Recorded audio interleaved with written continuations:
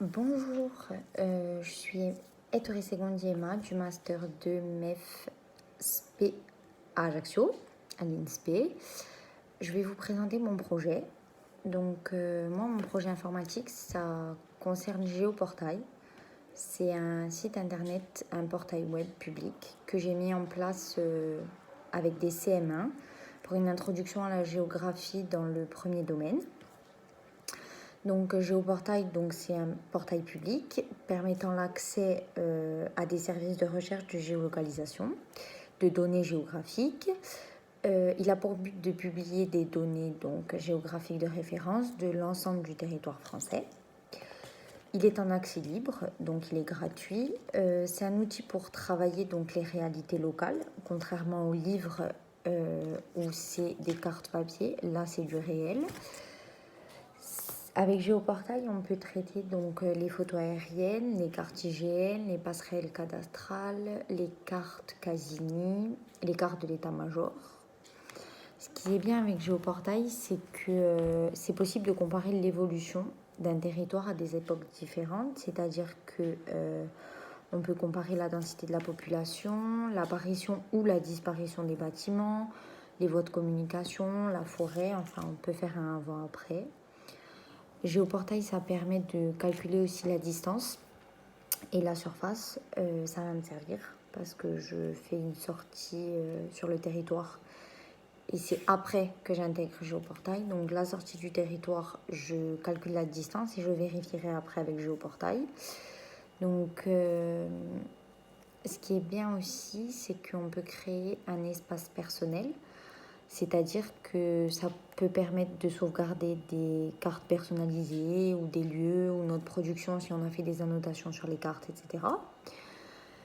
Ça c'est bien parce que du coup je travaille en petit groupe sur Géoportail et du coup après je peux confronter les résultats des groupes.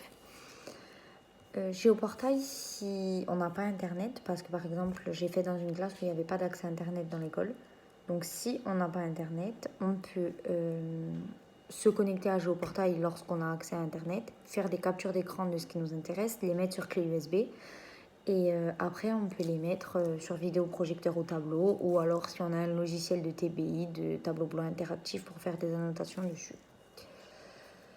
Donc Géoportail, c'est un SIG, c'est un système d'information de géolocalisation. Donc c'est pour recueillir, stocker, traiter, analyser, gérer, voilà, présenter tous les types de données spatiales. Donc ce SIG, je m'en sers comment je fais une introduction au SIG, au TICE, au CM1 en leur présentant le logiciel, etc. Donc c'est en introduction à la géographie.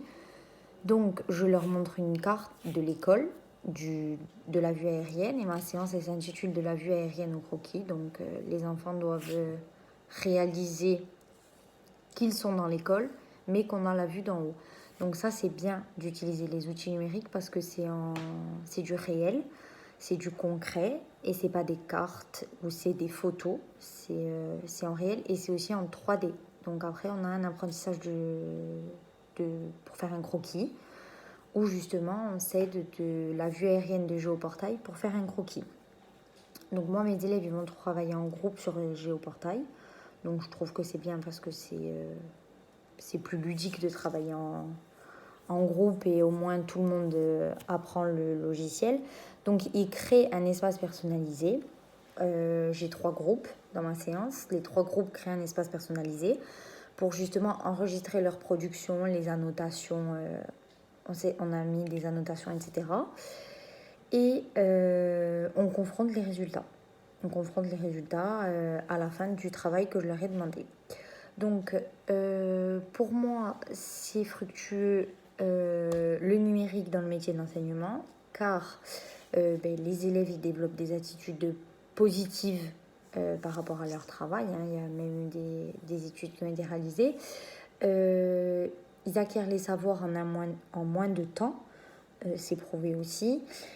Et ça permet surtout à l'élève de développer sa capacité d'argumentation, son objectivité, voilà, le cognitif, le psychomoteur, l'affectif. Je trouve personnellement que l'utilisation des TUCE dans l'enseignement, c'est fructueux et bénéfique pour plusieurs raisons. Déjà parce que c'est une autre approche d'apprendre. L'élève, il est plus face à une feuille et un stylo, mais il est face par exemple à une tablette ou, comme je vous disais, un tableau interactif ou un vidéoprojecteur. Moi, c'était sur tablette, ma séance. Et je trouve que c'est bénéfique parce que l'enfant n'est pas lassé de la méthode stylo, feuille, cahier, livre, manuel scolaire. Mais plutôt, c'est une nouvelle approche. Il y a des enfants qui n'ont pas de tablette à la maison et donc du coup, ils ne connaissent pas forcément. Hein. C'est une nouvelle approche et en plus, ça leur permet d'apprendre un outil numérique. Donc, c'est doublement fructueux, on dira. Aussi, je soulève le point, il n'y a pas toutes les classes qui sont équipées d'ordinateurs, il n'y a pas toutes les classes qui sont équipées de tablettes. C'est pour ça que dans ma séance, j'ai fait comme s'il n'y avait pas de réseau internet et que je faisais avec des captures d'écran au tableau parce qu'il y a beaucoup d'écoles qui n'ont pas internet.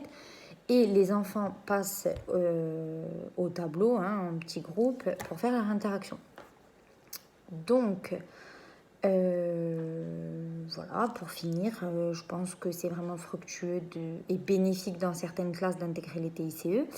C'est aussi bénéfique pour les enfants en difficulté, hein, s'il y a des enfants qui ont un PAI ou un PAP, ou ça peut être une autre manière d'apprendre, une autre méthode. Et il y a des enfants qui comprennent mieux avec le numérique, le fait d'avoir une image vivante plutôt qu'une feuille.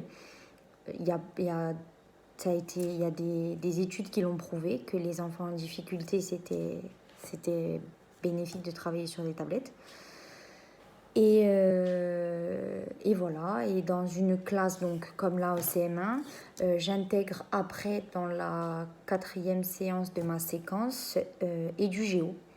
EduGéo, c'est un outil qui fait partie de GéoPortail, mais c'est plus destiné à l'enseignement. Par exemple, l'enseignant dessus peut créer ses séquences et partager avec d'autres enseignants. Donc ça peut être un site de partage de données aussi.